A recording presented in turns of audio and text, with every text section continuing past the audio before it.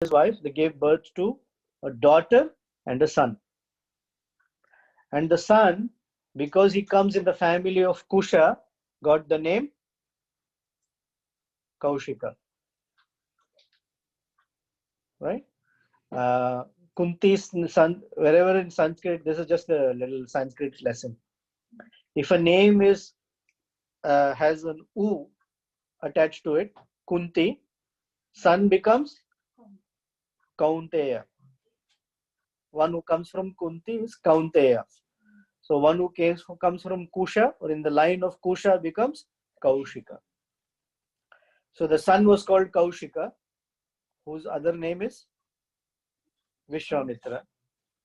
And the daughter's name was Kaushiki. That's easy. Simple to name. Boys and girls is easy. Nowadays, you have to give a long list. Kaushika and Kaushiki. There's a very good singer by the name Kausiki-Ch34. Anyway, those who like classical music. So this Kaushiki then took the form of a river. So previously, after Siddhashram, Vishwamitra Muni said, I am done. I will go to Mithila. And after Mithila, I will go to the northern bank of the Ganges, to the Himalayas, where Kaushiki is. Okay. So then Vishwamitra is saying, my elder sister assumed the form of a glorious, pleasant, pious river starting from the Himalayas in order to bless people with benedictions for this life and the next. So this Kaushiki, actually her name is also Satyavati. Okay. Vishwamitra is telling the story. My elder sister, by her pious vows, famous by the name Satyavati, was married to the sage Richika. Anywhere you heard the name Richika? Really? Richika Muni, who had a son named, what was Parashuram's father's name? Say it. Jamadagni. So Richika gave birth to Jamadagni, who gave birth to Parashuram. So Richika and Satyavati. So he says, following her husband, with her body, she went to Swargaloka. Richika is to live there. And being greatly generous, she also assumed the form of a great river, Kaushiki. Okay? And she flows down from the Himalayas to help human beings. So then, in the Bhagavad Gita,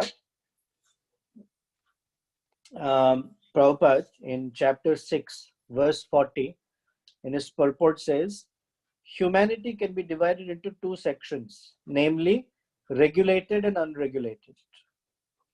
Those who are engaged simply in bestial sense gratification without knowledge of their next life or spiritual salvation belong to the non-regulated section. Thank you. And those who follow the principles of prescribed duties in scriptures are classified as regulated persons. The non-regulated section, both civilized and non-civilized, educated and non-educated, strong and weak, are full of animal propensities. Their activities are never auspicious, because while enjoying the animal propensities of, what are the animal propensities of? Eating, sleeping, mating, and defending, they perpetually remain in material existence, which is always miserable. On the other hand, those who are regulated by scriptural injunctions and who thus rise gradually to Krishna consciousness certainly progress in life. So to help such persons, these great rivers, they flow. Ganga, Yamuna. Last time we were discussing whether Yamuna is greater or Ganga is greater. I don't know where Kaushiki falls in that list then. But they're all great rivers. Ganga, Yamuna, Saraswati, Godavari. Without remembering these rivers, you cannot approach the Supreme Lord. Every day when we are supposed to take bath, we are supposed to, as soon as we turn on the shower, we are supposed to say, Instead of that, you are supposed to say Gange cha Yamune chaiva Godavari Saraswati Narmade Sindhu Kave. You cannot do Achman without calling the rivers. You cannot do anything without calling the rivers and remembering them and being sanctified by them. Right? Even when we are drinking water, Krishna says, I am the taste in water. Prabhupada says, Krishna consciousness is so easy that one should just remember, oh Krishna, this is the taste of Krishna. I am the taste of water. Like that. So, 11 o'clock already. Kushanaga's wife's, the children's story took longer. I thought it will go faster. But anyway, any questions, comments, thoughts? There's something here. Go ahead. About Kusanaga, you just counted Kusanaga. So after marriage to Brahmadatta, so that Vayudeva was quite remained quiet, or he didn't do anything. No, Vayudeva doesn't do anything. He did what he did and went away. No more interference from Vayudeva. See, the difference is Vayudeva and all these personalities, they don't hold grudge. Okay, they don't hold grudge.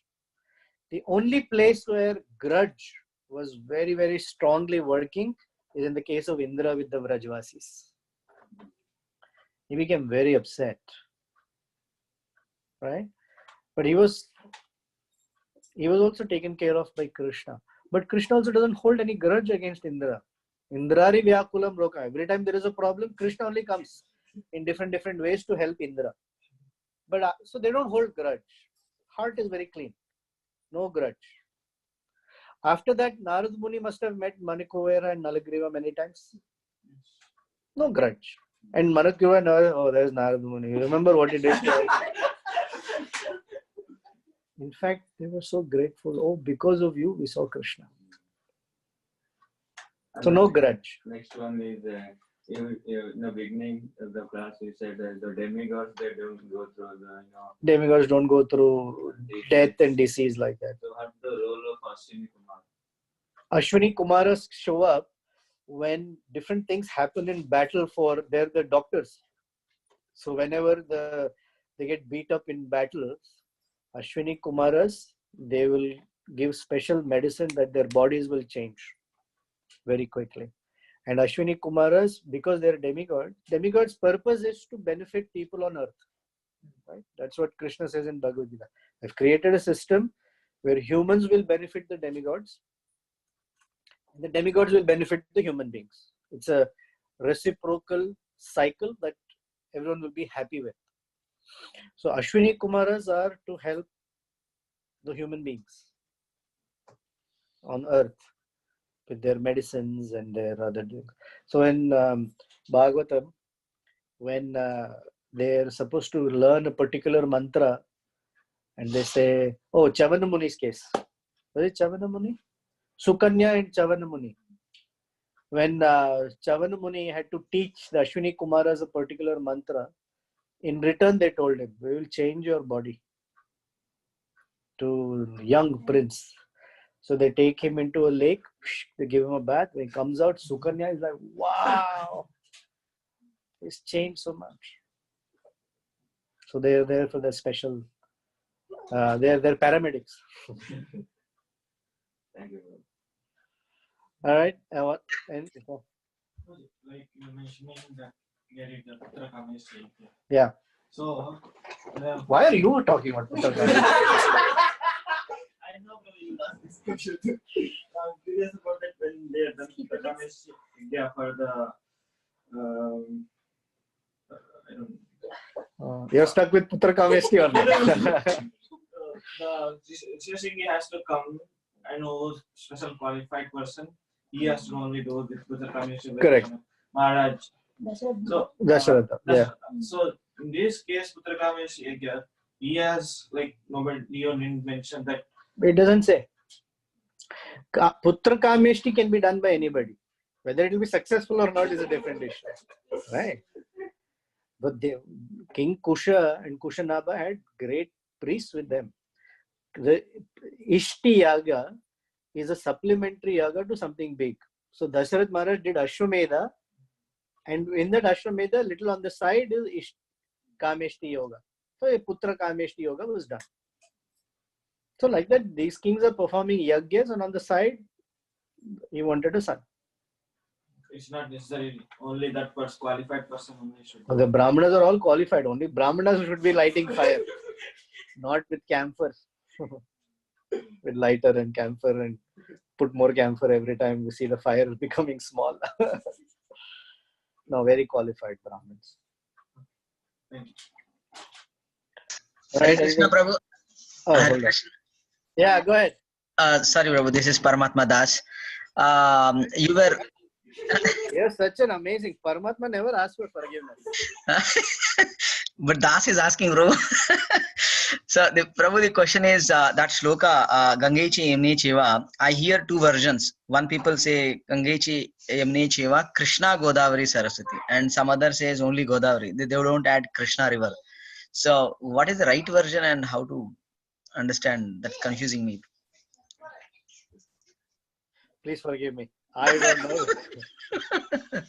I Sorry, only know Prabhu. one mantra. Gange cha Yamune cheva Godavari Saraswati. Yes, Prabhu. Narmade Sindhu Kaveri Jale Jealous. Sandhu. It Okay, doesn't mean that the Krishna river is not sacred. It doesn't mean that the river Tungabhadra is not sacred. All these are sacred rivers. Sure, Prabhu. Thank you. You had a question? 3 Prabhu. 3. Ask one. Hare Krishna. All right. Hare Krishna. Haribol. I have a question. Why is there any connection between is there a reason why there was Vishwamitra bringing Ram? Because it's like this, just this big backstory, or is there any thing like that? What is the reason Vishwamitra is bringing what? To Ramachandra where? To Mithila? No, my question is, why is it him who's doing it? Is there any backstory or anything for it? Or? Backstory for what, Govardhan? Is that why does Vishwamitra have this privilege of bringing Ramachandra, maybe when the from Ayodhya to Mithila? He's wondering if there Why is Vishwamitra? and No, I don't know why. All I know is Shatananda, who's the priest of Janaka Maharaj, requests Vishwamitra to please bring Ramachandra to Mithila for marrying Sita Devi. This is all this marriage, people interested in bringing these two together. This is all their planning. But why Vishwamitra, I don't know. In one sense, there is a remote connection. The remote connection is Vishwamitra was responsible for putting Ramachandra's ancestor into a lot of distress, Harishchandra. And in that time, he also took care of Shunashnepa, who was also in that family. So Vishwamitra, in one sense, was responsible for Harishchandra and his family to be separated. As a recourse to it, he wants to bring them together, bring other people together. It's like a counter measure. So Vishwamitra becomes responsible for Ramachandra meeting Sita Devi. He becomes responsible for Ahalya going back to Gautama Rishi, etc. You understand? So in that sense, Vishwamitra has some backstory connection. Thank you. You're welcome. Hold on, there's a question here. One question. Sure. Pick the best. Yeah. Regarding Shama, thank you for elaborating on it. This concept of Shama, we often see in the Christianity terms, they said one should forgive. That forgiveness is coming from on the subtle body level, more on the soul level. It's very challenged to discriminate. Like in an elevated Vaishnava has more of compassion and forgiveness on the soul level. But someone who is not in that level, it's more mixed on the bodily platform as well. I'm listening. So what's the point? So for us, at least for myself, forgiveness on the high level is ideal. I'm not there yet, but at this moment, the forgiveness is more on the body level only. What does forgiveness on bodily level mean?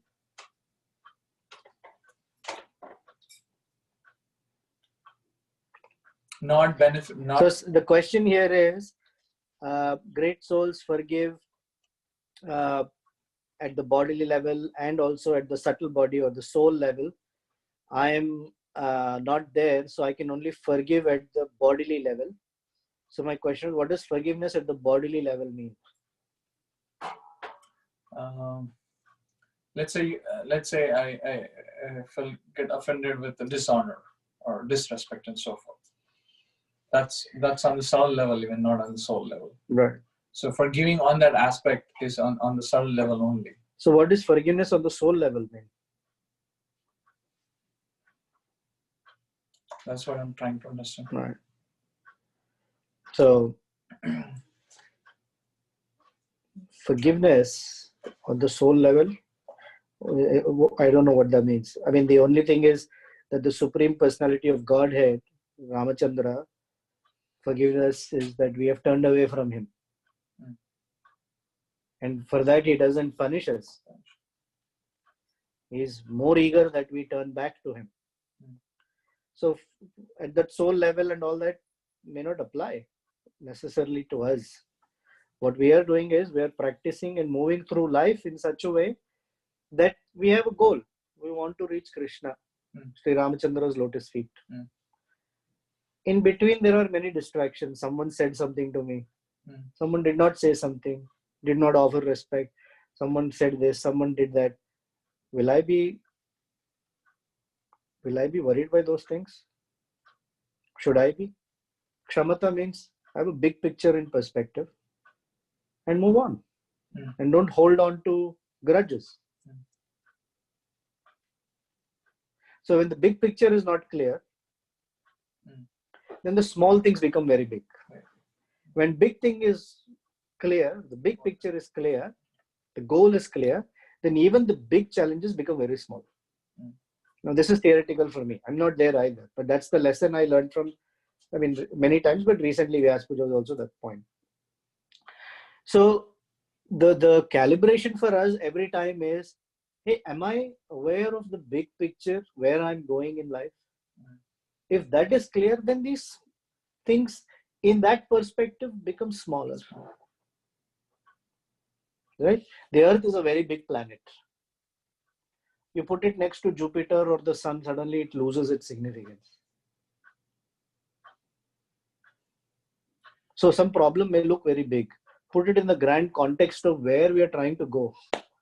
It looks small. It supposedly looks smaller. So in that context, forgiving or just ignoring and moving on? They're not the same. Together? Ignoring and moving on. Forgiving means you have well wishes in the heart. You may not necessarily engage with the person, but at least in the heart there is nothing. It should not create all this dialogue inside. If the person is moving in the room or moving somewhere in some other room, or just the mention of the name only brings all sorts of distortions in the heart. Right? See, great Vaishnavas are such that if you see them, touch them or serve them, then there is great benefit. But a great Vaishnava, even by remembering them, one is purified. But for someone who has a grudge in the heart, you may not see the person that we don't like. Even thinking about them can bring all the same. Yeah, why? So Kshamata is, then these 100 girls never held any grudge against Vayu. Although they had the power to bring him down like anything. They just quietly went to their father and said, but this example is being, why you're spending an hour to talk about Kushanava's daughters, not relevant. But the lesson that he's giving them of Kshama And we will see, not that Lord Ramachandra learned from this. Lord Ramachandra exercising Kshama is so intense. Like last week we were talking, why in Sugriva's time? Well, one of the lessons he's learned from Vishwamitra is very, very tolerant and patient and forgiving. He had nothing. In fact, Sugriva is such that Lord Ramachandra shakes hands, hugs him, or gives him a big embrace and tells him, "You're my brother." For a person who, did not do what he's supposed to do. Of course, he turned around and, got his armies to search the whole universe. That's a different issue. But he could have said no. He offended Lakshmana, but he didn't. He took care of it and no grudges held. So part of Kshamata is don't hold grudges. Deal with the situation, move on. Move on. That's a lesson for us. Move on. Don't sit there, don't grudge, don't brood. Move on. Life has more to offer, so move on. Okay. Anything on the phone? Sorry. I know I cannot move on. It's 11:15. Should we move on? Any questions on the phone?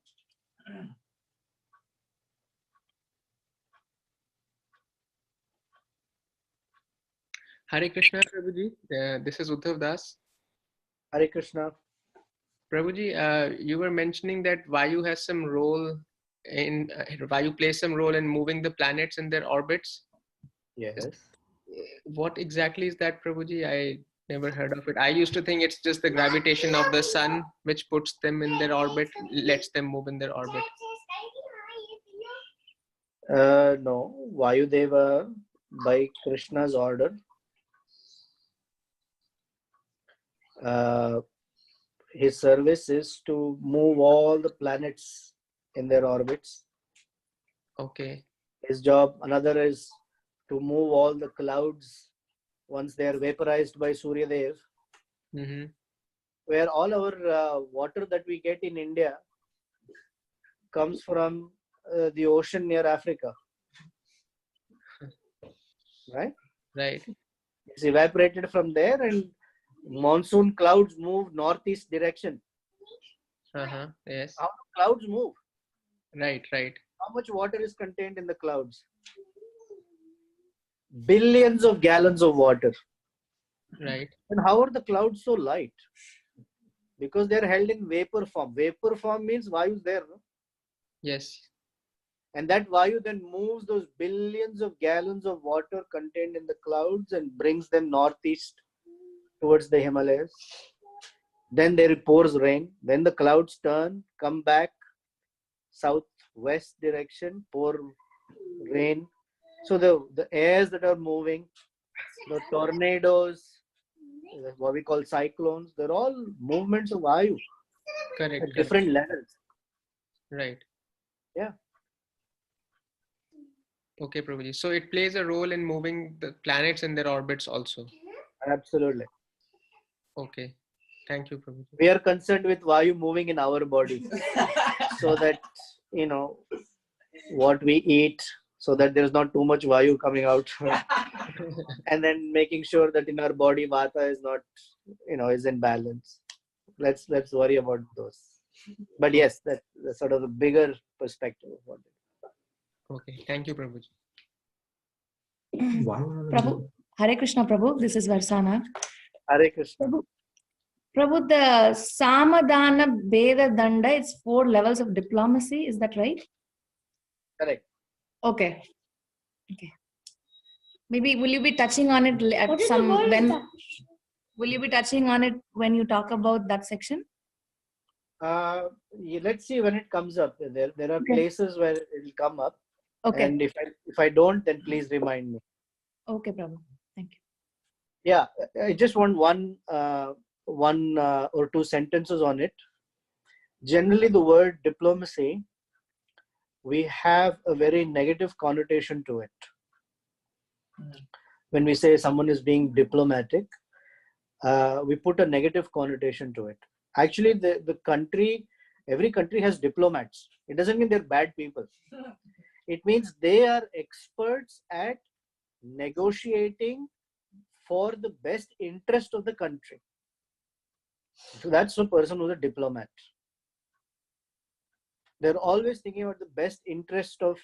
So we are all diplomats of Prabhupada. We call ambassadors, right? We're all diplomats for Srila Prabhupada, in the sense that we always want to keep the best interest of Srila Prabhupada in our heart, the best interest of our guru, how we represent Srila Prabhupada in this movement, how we represent our spiritual master, how we represent Kishore Kishori or our Devata, Ishta Deva. It's important. And for that, sometimes there is danda, sometimes there is bheda, there is discussion, there is, equal, you get some, those kinds, one should know. It's a quality of a leader to have these 4 things or 4 qualities. Okay? So we'll come back and we'll talk more about it. Yeah, I was just reminded, there is a Tyagaraja-Kriti where he is glorifying Rama as one who knows all of how to use this. Correct. Yeah. Correct. I remember that Kriti. When we come to the marriage of Sitaram, we'll talk about one of the things that Tyagaraja says of how Sita saw Ramachandra. So until then, we'll have to put it as a cliffhanger for all of us to continue. I won't tell you today. All right, last 1 minute. Any burning questions on the phone?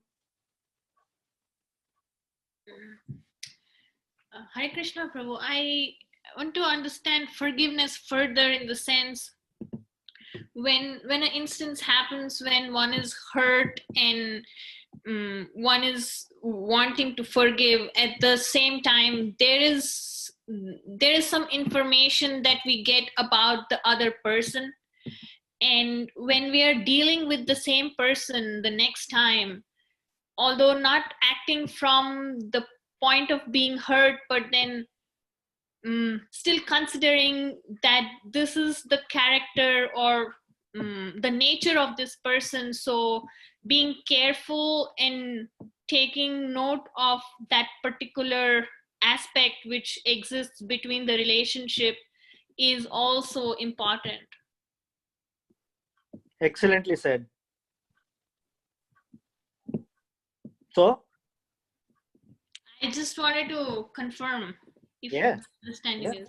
So suppose as we interact with people, we get to know people, and someone, let's say, let's take people out. Let's do the Panchatantra style. Okay. Let's say one of the entities we're dealing with is like a snake. Snake means without reason they may bite. Now, because they bite without reason, will you become angry at a snake? Oh, that's their nature. Having some idea of someone's nature sets expectations clearly. And then we can decide whether to work with them or not work with them.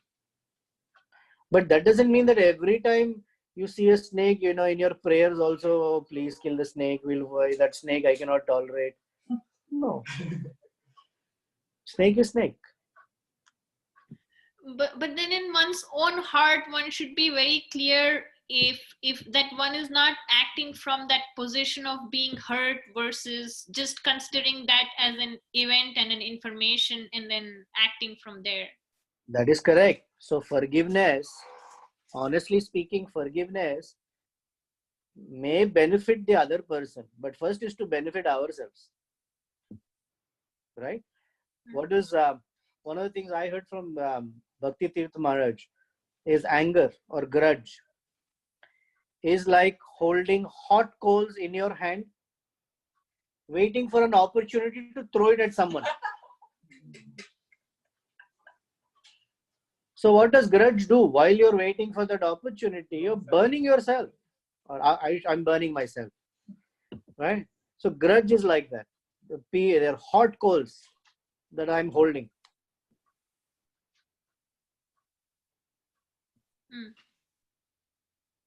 So forgiveness relieves us more than relieving the other person.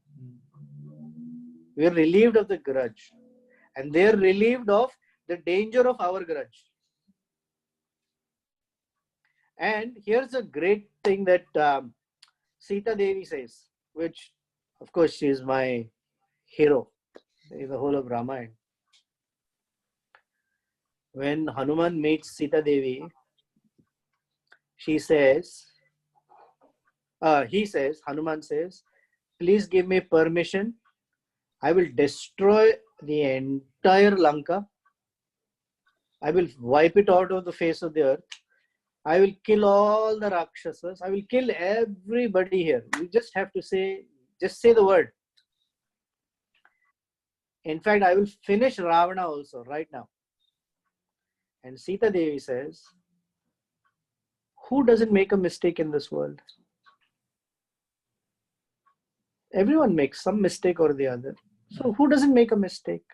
So why punish? Let it be. Mistake. That is her compassion to even Ravana. So we may not have Sita Devi's kshamata capacity, but at least that's the lesson. Who doesn't make a mistake? Somebody made some mistake, something in some situation. They made a mistake. In fact, they made a mistake again and again, perhaps. Ravana made the same mistake again and again. With the first woman was, her name starts with a V, Vedavati. Then with Nalakuvera's wife, Rambha. Then a whole bunch here, a whole bunch there. He had captured all these women and they were all in Lanka under his care. But Sita Devi goes to Lanka to relieve all of the residents of Lanka from Ravana's torture. But what is her disposition towards Ravana? Everybody makes a mistake. Why should we punish them? Everybody makes a mistake. But he has to be relieved by Ramachandra. So he said only Ramachandra has to come and relieve him. That way, he will be benefited by Ramachandra's killing. All right. So, late bloomers. On the question of Kshama. If something happened for me or something, we can forgive them. But suppose if you are in the position of caregiver as a father, mother, and a husband, and a king or something happened to you, such case. So how do we forgive that person? Very good question. So he said, when something happened to me, I can forgive. But if I'm a caregiver, like a father or husband or king, or whatever, I'm responsible for someone else's care and something has been done to them, what should I do? So it depends. It depends on the person. It depends on the gravity of whatever has been done and depends upon what the outcome you're looking for. Now, Kushanaba did not go fight with Vayu. He found a remedy for it and moved on. In someone else's case, coming up in Ramayana, when Indra's son, the crow, pecks on Sita Devi, Ramachandra picks up a blade of grass and is ready to finish off the guy, but then forgives him because he falls at his feet. One should not